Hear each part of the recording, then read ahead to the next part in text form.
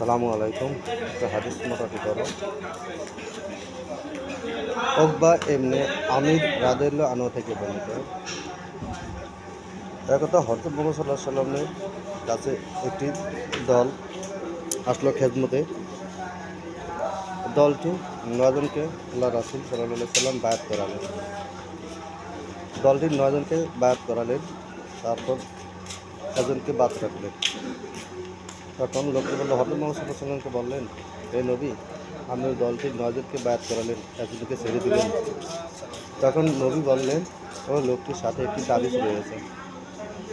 ও লোকটি শুনে সাথে সাথে তাবিজটি ভিতরে হাত দিয়ে ছিঁড়ে ফেলল। তারপর হযরত মুহাম্মদ সাল্লাল্লাহু আলাইহি সাল্লাম পুনরায় তাকে বায়াত করালো। অর্থাৎ হযরত মুহাম্মদ সাল্লাল্লাহু আলাইহি সাল্লাম বলল, যে ব্যক্তি তাবিজ ব্যবহার করলো সে সরাসরি আল্লাহর সাথে শিরিক করলো। আহমদে হাদিস নাম্বার হলো ১৬,৭৭১, হাদিস সহিহ। মেন সমস্যা হলো তাবিজ হলো শিরিক।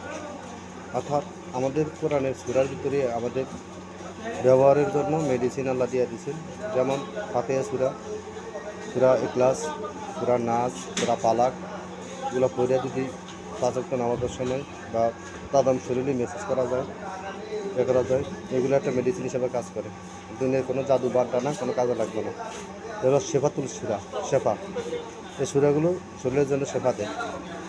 ফাতিহা সূরা, ইখলাস সূরা, ফালাক সূরা, নাস সূরা, এগুলো হলো শেফাতুল সূরা।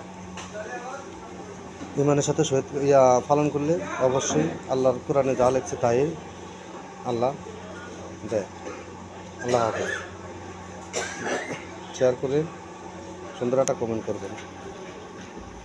আল্লাহ হাফেজ।